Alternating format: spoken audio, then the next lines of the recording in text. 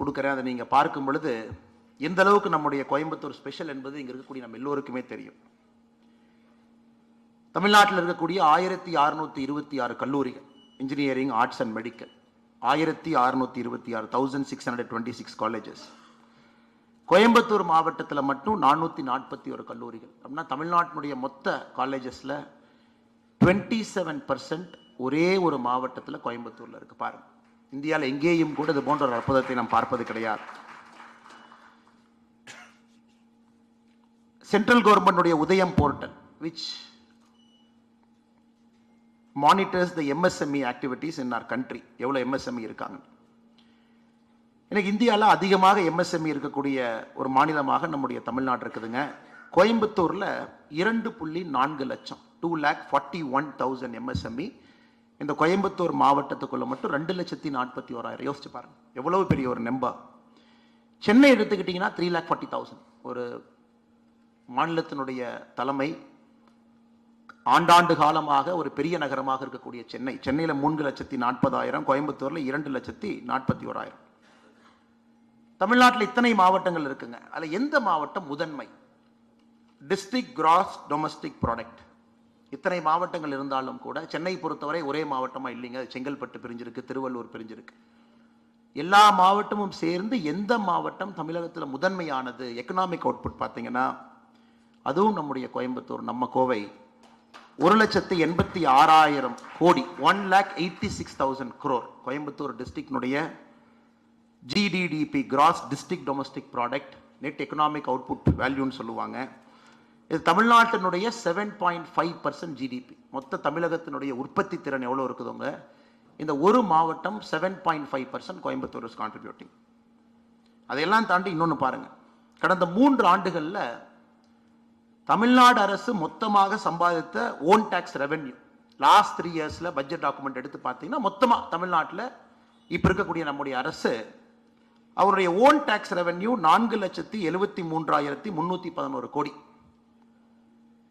7.5% நீங்க அப்ளை பண்ணீங்கன்னா கோயம்புத்தூருடைய கான்ட்ரிபியூஷன் மட்டுமே தமிழகத்தினுடைய டாக்ஸ் ரெவென்யூல கோயம்புத்தூருடைய contribution for 3 years is 36,000 crore. ஒரு ஆண்டுக்கு கோயம்புத்தூர் மாவட்டம் 12,000 கோடி ரூபாய் தமிழக அரசுக்கு ஓன் டாக்ஸ் ரெவென்யூவா இங்கிருந்து போகுது. ஸோ இதெல்லாம் நீங்க பார்க்கும் பொழுது கோயம்புத்தூரை பொறுத்தவரைக்கும் it's a very very special place. Why it is a very special place ன்னு கேட்டீங்கன்னா you make it special. இங்க இருக்கக்கூடிய ஆண்டர்பிரனர்ஸ் சுயம்புவாக இருந்து ஒரு புதிய தொழில்நுட்பத்தை கொண்டு வந்து தைரியமாக அதன் மூலமாக நிறைய தொழிற்சாலைகளை ஆரம்பித்து நாட்டினுடைய வளர்ச்சிக்காக பாடுபடக்கூடியவர்கள். அதையெல்லாம் தாண்டி மிக மிக முக்கியம், கோவை மாநகருக்கு ஒரு முறை ஒருத்தவங்க வந்துட்டாங்கன்னாங்க வெளியே போக மாட்டாங்க. இந்த தண்ணீர், காற்று, ஊர், மக்களுடைய அன்பு, பாசம், பேச்சு, கொஞ்சுகின்ற கோவை தமிழ் எல்லாம் கூட கட்டி போட்டு மக்கள் எங்கேயே இருக்க வச்சிருக்கு. அதனால் கோயம்புத்தூர்ல எத்தனையோ மனிதர்கள் வெளியே இருந்து கோயம்புத்தூர் வந்தாலும் கூட சில நாட்கள்ல அவங்களும் கோயம்புத்தூர்காரங்க ஆகிடலாம். அப்படிப்பட்ட பெருமை கோயம்புத்தூரில் இருக்கக்கூடிய மக்களுக்கு இருக்கு. யார் வந்தாலும் கூட வரவேற்று வந்தோரை வாழ வைத்து கோவை மாநகரம் தமிழகத்தில் எப்பொழுதுமே ஒரு தனி சிறப்பு பெற்றிருக்கக்கூடிய ஒரு நகரமாக இருக்கிறது. Very very special place. நீங்க யோசிச்சு பாருங்க, 27% ஆஃப் காலேஜஸ் ஒரு டிஸ்ட்ரிக்ட்ல தமிழ்நாட்டில் யோசிச்சு பாருங்க. One district contributing 12,000 crore revenue every year, tax revenue to a government. யோசிச்சு பாருங்க. One single districtல 2.41 lakh MSME யோசிச்சு பாருங்க. இன்னைக்கு இந்த விருது வழங்கும் விழால அதுல இருக்கக்கூடிய எல்லா மனிதர்களையும் அழைத்து அதுல திறன் மேம்பட்டவர்கள், சிறப்பானவர்கள், சமுதாயத்திற்கு ஊக்கத்தோடு பணி செய்யக்கூடியவர்கள், இவர்களுக்கு விருது கொடுப்பதன் மூலமாக இன்னும் நிறைய மனிதர்களுக்கு ஒரு உந்து சக்தி ஏற்படுத்துவதற்காக கோயம்புத்தூர்ல டைம்ஸ் பிசினஸ் அவார்டு இந்த விருது வழங்கும் நிலையில நம்ம இருக்கும். இதுல எல்லா தரப்பட்ட விருதும் கொடுக்குறாங்க. கல்வியிலிருந்து, அது காலேஜா இருக்கலாங்க, ஸ்கூலா இருக்கலாம், மருத்துவமனைகள்ல இருந்து, ரீட்டைல் ஸ்டோர்ஸ்ல இருந்துங்க. இன்னைக்கு குறிப்பா இளைஞர்கள் கோயம்புத்தூரை பொறுத்த வரைக்கும் பார்த்தீங்கன்னா ரொம்ப பாப்புலராக இருக்கக்கூடிய ஒரு ஜாயிண்ட் வந்து ரெஸ்டோ பார்ஸ். எல்லாருக்குமே ஒரு evening that is only place they can go. ஏன்னா வேற எந்த என்டர்டெயின்மெண்ட் ஆப்ஷனுமே இல்லாமல் நம்ம வளர்ந்து கொண்டு இருக்கின்றோம். ஒரு பெரிய பப்ளிக் பார்க், ஃப்ரீயா இயற்கையோடு ஒன்றி இருக்கக்கூடிய பகுதிகள் எங்கேயுமே இல்லைங்க. இன்னைக்கு இளைஞர்களுக்கு வந்து பெருசாக எந்த என்டர்டெயின்மெண்ட்டுமே கோவை மாநகரத்தை பொறுத்த வரைக்கும் ஒரு சோஷியல் லைஃப், ஒரு சினிமா தியேட்டரை தவிர இல்லாத ஒரு நகரமாக கூட இருக்கும். அதை நாம் எல்லோரும் சேர்ந்து சரி பண்ண வேண்டிய கட்டாயம் நமக்கு இருக்கு. அதையும் அடுத்த 5 ஆண்டுகளில் அதை நம்ம சரி பண்ணணும். இப்படிப்பட்ட மனிதர்கள் எல்லோரும் வந்திருக்கிறீங்க. அதனால் முதல்ல உங்களுக்கு என்னுடைய நன்றிகளை, இந்த வாழ்த்துக்களை, பாராட்டுக்களை தெரிவித்துக் கொள்கின்றேன். அதே நேரத்தில் நாம் ஒரு இந்தியனாக இருக்கின்றோம். கோயம்புத்தூர் மக்களை பொறுத்தவரை விசாலமான பார்வை இருப்பவர்கள். கோயம்புத்தூர் வளர்ந்துருச்சு, கோயம்புத்தூர் வளர்ந்து கொண்டிருக்கிறது, கோயம்புத்தூர் இன்னும் வளர வேண்டும். இந்த மூன்றில் நம்ம ஒருமித்த கருத்தோடு இருக்கும்.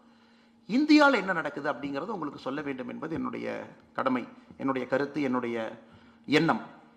2023 கம்ப்ளீட்டட் இயர், ஜனவரியிலிருந்து டிசம்பர் 2023 லாஸ்ட் இயர் எடுத்துக்கிட்டிங்கன்னா, ஒரு நாள் நம்முடைய நாட்டில் 95 ஸ்டார்ட் அப்ஸ் ரெஜிஸ்டர் ஆயிருக்குதுங்க. ஒரே நாள் நம்முடைய நாட்டில் 227 பேட்டன்ட் ஃபைல் ஆயிருக்கு. எவ்ரி சிங்கிள் டே 45,205 பீப்புள், 45,205 பேர் எம்ப்ளாய்மெண்ட் ப்ராவிடென்ட் ஃபண்டில் மெம்பராக ரெஜிஸ்டர் ஆயிருக்கிறாங்க.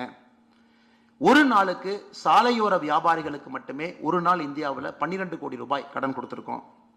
ஒரு நாள் சிறு குறு தொழிற்சாலைகள் யார் நடத்துகிறாங்களோ முத்ரா கடனில் ஒரு நாள் இந்தியாவில் 1329 கோடி ரூபாய் அரசு டிஸ்பர்ஸ் பண்ணியிருக்காங்க. ஸ்கெடியூல்டு கமர்ஷியல் பேங்க் எஸ்சிபிஸ், அவங்க எம்எஸ்எம்இ கொடுத்துருக்கக்கூடிய கடன் ஒரு நாளைக்கு 6,191 கோடி ரூபாய். ஒரு நாளைக்கு 15 கிலோமீட்டர் ரயில்வே லைன் போட்டிருக்கோம். ஒரு நாளைக்கு 40.3 கிலோமீட்டர் நேஷனல் ஹைவே போட்டிருக்கோம். 2023 ரிப்போர்ட் கார்டு. அப்படின்னா country is growing faster, country is progressing. எல்லா தரப்பட்ட மக்களையும் ஒன்றிணைத்து நம்முடைய நாட்டில் வேகமான ஒரு வளர்ச்சி நடந்து கொண்டிருக்கிறது. அதில் கோயம்புத்தூருடைய பங்கு நிச்சயமாக பெரிய அளவில் இருக்கு. ஏன்னா தமிழ்நாட்டினுடைய உற்பத்தி திறன்லேயே கோயம்புத்தூரை பாருங்க, நாட்டினுடைய வளர்ச்சியினுடைய உற்பத்தி திறனும் கோயம்புத்தூர் வளர்ந்து கொண்டிருக்கிறது. இது நடக்க நடக்க இன்னொரு விஷயமும் நம்ம பேரலா பண்றோங்க. நம்முடைய நாட்டில் நம்ம எல்லோரும் இணைந்து அந்த ஒரே நாளில் 2023 ஆவரேஜா ஒரு நாள் எடுத்துக்கிட்டீங்கன்னா 2,61,000 பேர்த்துக்கு தினமும் குடிநீர் மூலமாக, பைப்பு மூலமாக தண்ணீர் வருது. Every day 2,61,000 people they get a tap water connection every single day.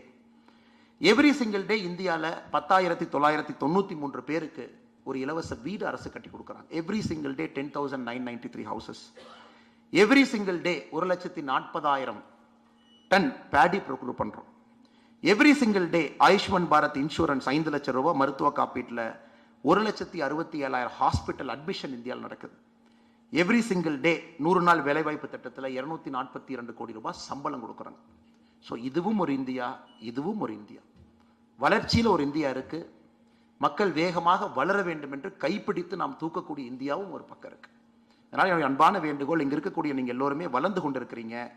நிறைய பேரை கைப்பிடித்து தூக்க வேண்டிய கட்டாயமும் உங்களுக்கு இருக்கு. நீங்கள் வளர வளர கீழே இருப்பவர்களும் கையோடு நாம் அழைத்து மேலே வேகமாக கொண்டு செல்லும் பொழுது இந்த நாட்டினுடைய வளர்ச்சி வேகமாக இருக்கும். அதே நேரத்தில் நம்மை பொறுத்தவரை ஒரு அரசியல்வாதிகளாக நாங்கள் எல்லோரும், நான் கட்சி பிரித்து பார்க்கலைங்க, பாரதிய ஜனதா கட்சி, திராவிட முன்னேற்ற கழகம், அனைத்து இந்திய அண்ணா திராவிட முன்னேற்ற கழகம், காங்கிரஸ், இங்கே இருக்கக்கூடிய எல்லா ஆட்சியாளர்களும் ஒருமித்தமாக ஒரு கருத்து, நீங்கள் செய்யக்கூடிய வேகத்திற்கு நாங்கள் அரசியல்வாதிகள் அதே வேகத்தோடு இருக்கின்றோமா? நீங்க வேகமா வளர்றீங்க, வளர வேண்டும் என்று நினைக்கிறீங்க.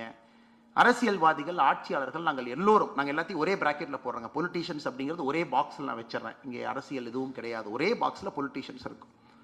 நாங்க அவ்வளவு ஸ்பீடா வேலை பார்க்கறோமா அப்படிங்கிறத நீங்கள் எங்களுக்கு அழுத்தம் கொடுத்து வேகமா வேலை வாங்கணும். ஏன்னு கேட்டீங்கன்னா, கோயம்புத்தூர் விமான நிலையத்தை பொறுத்தவரை land acquisition has taken 15 years. 2009 announce பண்ண லேண்ட் அக்விசிஷன் 2024 468 ஏக்கர் லேண்ட் இப்ப நமக்கு கிடைச்சிருக்கு. ஸோ 15 ஆண்டுகள் வேகமாக வளரக்கூடிய ஒரு நகரத்தினுடைய விமான நிலைய விரிவாக்கத்திற்கு 15 வருடங்கள் நாம் எடுத்திருக்கின்றோம், நிலத்தை கையகப்படுத்துவதற்கு மட்டும். அது எங்களுக்கு அரசியல்வாதிகளுக்கு, உங்களை போல பிசினஸ் இருக்கிறவங்க நீங்க வைக்கக்கூடிய கேள்விகள், எல்லா கட்சிகளும் எல்லா ஆட்சிகளும் எல்லோரும் இணைந்து. அதே போல திருச்சி ஏர்போர்ட்னுடைய ரன்வே எக்ஸ்பான்ஷனுக்கு 14 ஆண்டுகள் எடுத்திருக்கின்றோம். All India institute of science Madurai, அதனுடைய லேண்ட் அக்விசிஷனுக்கு 5 ஆண்டுகள் எடுத்திருக்கின்றோம். தமிழ்நாட்டில் மொத்தமாக சாங்ஷன் ஆகக்கூடிய ரயில்வே ப்ராஜெக்ட்ல இன்னைக்கு வரைக்கும் கடந்த 10 ஆண்டுகளில் வெறும் 26% மட்டும்தான் லேண்ட் அக்யூர் பண்ணியிருக்கோம். இன்னும் 74% அனௌன்ஸ் பண்ண ரயில்வே ப்ராஜெக்ட்டுக்கு நம்ம லேண்ட் அக்யூர் பண்ணாமல் இருக்கோம். டோட்டல் நேஷனல் ஹைவே 40 ப்ராஜெக்ட்ல 18 ப்ராஜெக்ட்டுக்கு லேண்ட் அக்விசிஷன் பெண்டிங் இருக்கு. இது எல்லாம் கூட அரசியல்வாதிகளுக்கு நீங்கள் வைக்கக்கூடிய கேள்விகளாக நான் எடுத்துக்கொள்கின்றேன். ஒரு அரசியல்வாதியாக இங்கே வந்திருக்கின்றேன். கோவை மாநகரில் உங்களுக்கு சேவை செய்ய வேண்டும் என்கின்ற எண்ணத்தோடு இங்கே வந்திருக்கின்றேன். எல்லா அரசியல் கட்சி நண்பர்களும் ஒருமித்த கருத்தோடு இருக்கின்றோம். தமிழகம் வளர வேண்டும், கோயம்புத்தூர் வளரணும். சித்தாந்தங்கள், அடிப்படை மாற்றங்கள் இருக்கலாங்க, சித்தாந்தத்தில் சின்ன சின்ன டிஃப்ரென்ஸ் இருக்கலாம். ஆனால் நீங்க உங்களை மாதிரி ஒரு இன்டெலிஜென்ட் பீப்புள், உங்களுடைய பொலிட்டிக்கல் கான்வர்சேஷன் இப்படி தாங்க இருக்கணும். உங்களுடைய political conversation should be like this. அந்த ஒரு நல்ல ஒரு கலாச்சாரத்தை நீங்கள் ஆரம்பிக்க வேண்டும் என்பது என்னுடைய அன்பான ஆசை. ஒரு பேப்பரில் படிக்கிறோம், நீங்கள் நடத்தக்கூடிய உங்கள் ஆர்கனைசேஷன்ஸில் நடக்கக்கூடிய conversation numbers based political discussion. இவ்வளோ ரெவன்யூ கொடுக்குறோம், இதே நீங்கள் கேட்கலாம். கோயம்புத்தூர் 34,000 கோடி ரூபாய் கொடுத்துருக்கோம், கோயம்புத்தூருக்கு திரும்ப எவ்வளோ வந்திருக்கு? அதுக்குள்ள நான் போக விரும்பலைங்க. 35,000 crore கொடுத்துருக்கக்கூடிய ஒரு ஊருக்கு திரும்ப அரசு எவ்வளோ கொடுத்துருக்காங்க? இதெல்லாம் நீங்கள் பேச வேண்டிய ஆரோக்கியமான அரசியல். எல்லா அரசியல்வாதிகள் நாங்கள் யாராக இருந்தாலும், எந்த கட்சியாக இருந்தாலும் உங்களுக்கு பதில் சொல்ல வேண்டியது எங்களுடைய கடமை மட்டுமல்ல, கட்டாயம். அதனால் இந்த டைம்ஸ் ஆஃப் இந்தியா இந்த மேடையிலிருந்து உங்களுக்கு என்னுடைய அன்பான வேண்டுகோள், கோவை மாநகரம் தமிழகத்தில் ஒரு நல்ல ஒரு மாற்றத்திற்கான அரசியலில் ஒரு முன்னோடி மாநகரமாக இருக்க வேண்டும். குறிப்பாக டெவலப்மெண்ட் ஓரியன்ட் பாலிட்டிக்ஸை நீங்கள் கொண்டு வரணும். அரசியல்வாதிகளுக்கு அக்கௌண்டபிலிட்டி நீங்கள் ஃபிக்ஸ் பண்ணணும். நீங்கள் ஹார்ட் ஒர்க் பண்ணுற அளவுக்கு நாங்கள் உங்களுக்கு ஹார்ட் ஒர்க் பண்ணுறோமா? உங்களுடைய குறைகளை வேகமாக தீர்க்கிறோமா? உங்களுக்கு நல்ல நவீனமான விமான நிலையத்தை வேகமாக கட்டி கொடுக்குறோமா? மெட்ரோ ட்ரெயின்லேருந்து வேகமாக உங்களுக்கு கொண்டு வந்து சேர்த்துறோமா? இதெல்லாம் உங்களுடைய கேள்விகளாக இருக்க வேண்டும். நீங்கள் நிறைய கேள்விகள் கேட்க வேண்டும். ஆளும் கட்சி, எதிர்கட்சி, ஆளுகின்ற கட்சி யாராக இருந்தாலும் கூட நீங்கள் கேள்வி கேட்க கேட்க நாங்கள் உங்களுக்கு அக்கௌண்டபிள் ஆகும். அதையும் இந்த மேடையிலிருந்து உங்களுக்கு சொல்ல வேண்டும் என்பது என்னுடைய அன்பான ஆசை. வந்திருக்கக்கூடிய எல்லோருக்கும் இந்த நேரத்தில் நெஞ்சார்ந்த நன்றிகளை, வாழ்த்துக்களை தெரிவித்துக் கொள்கின்றேன். You all should be super proud of yourself. காரணம், சாதாரண தனி மனிதனாக நிறைய பேர் இங்கிருந்து உழைத்து, சில நண்பர்கள் எனக்கு நல்லா தெரியுங்க, I know some of the people are getting awards today. சாதாரண மனிதனாக இருந்து தட்டு தடுமாறி ஒரு குழந்தை நடப்பதற்கு முன்பு தவழும், தவழ்ந்து நடப்பதற்கு முன்பு கீழே விழும். அது போன்ற நீங்கள்லாம் விழுந்து, இங்கே இருக்கிறவங்க எல்லாமே டே ஒன் சக்ஸஸ்ஃபுல் கிடையாது. நிறைய விஷயங்களை பார்த்துருக்கீங்க, அதில் பாதாளத்தை பார்த்துருக்கிறீங்க, லாஸை பார்த்துருக்கீங்க. அதையெல்லாம் தாண்டி எழுந்து நின்று கம்பீரமாக நின்று கொண்டிருக்கிறீர்கள். உங்களுக்கு இந்த மேடை ஒரு அலங்கார மேடையாக இருக்கிறது. இந்த விருதுக்கு பெருமை என்று சொல்வதை விட, உங்களுக்கு பெருமை என்று சொல்வதை விட, உங்களுக்கும் விருதுக்கும் சேர்ந்து கோவை மாநகரத்துக்கு இது பெருமை என்று தான் சொல்ல வேண்டும். உங்களுடைய inspiration, let you produce thousands of good entrepreneurs. ஆயிரக்கணக்கான நல்ல மனிதர்களை கோயம்புத்தூரில் உருவாக்குங்க. இன்னும் வேகமாக வளர்வோம்.